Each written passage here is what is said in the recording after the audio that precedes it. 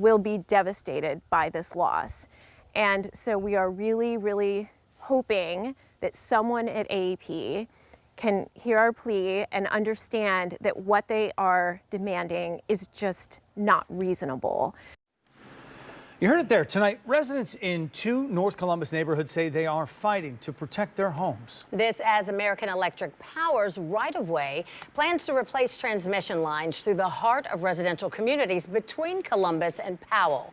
10 TV's Bryn Caswell joins us live now in studio. And Bryn, what have these neighbors been telling you about this? They tell me they are devastated. They just want to see AEP work with them so they can come up with a better, not so invasive plan.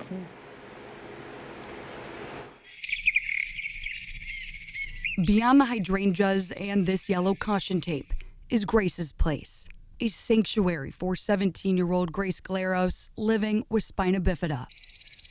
Her parents designed every path and corner of their Worthington Hills backyard, making it accessible for Grace to give her freedom. Our daughter's a wheelchair user, and so we've needed to add different paths, and we built the garden beds so that she can kind of roll out into it and help participate in the gardening. And then a few years ago, we added kind of a she shed art and craft area for her just to be outside. But mom, Lauren Glaros, says their oasis and home is now at risk. Their home, one of about 20, directly in the path of AEP's North Columbus Transmission Rebuild Project. Unfortunately, the project requires taking out everything behind the caution tape.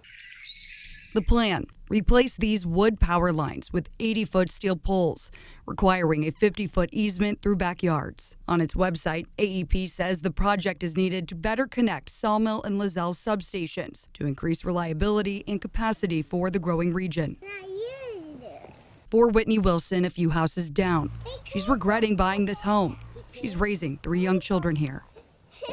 I wouldn't have bought this house if it had had an 80-foot steel pole in the back of the yard. And that is a concern I think a lot of homeowners share by forcing upon this neighborhood an infrastructure that just doesn't belong in quarter-acre lot homes. Wilson pointing to stakes marking where the 50-foot easement would cut into their property. This is feet within our property line, and this becomes property we can't do anything with. In some cases, those markings cut through fences, decks, even pools. AEP says since the transmission line and blanket easement was built in the 1930s, well before the homes, AEP has the right-of-way. AEP sending these letters offering $3,500 in easement compensation. They bought the home with the transmission line on their property. We're working with our project teams to identify, if there's opportunities to let some of those things stay within the easement area. At a public meeting in April, residents asked AEP to reroute the project or bury the lines. AEP says it's not possible since the line is also a distribution line. Actually, a lot more disturbance with underground construction than there is with overhead as well. So we are aware of the concerns that the neighbors have had.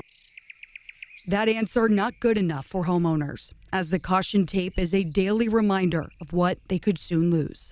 Will be devastated by this loss. And so we are really, really hoping that someone at AEP can hear our plea and understand that what they are demanding is just not reasonable. AEP says the construction was planned to begin this fall, but now says that start time could change as right-of-way agents continue to work with impacted residents. The entire project is expected to be completed by 2027.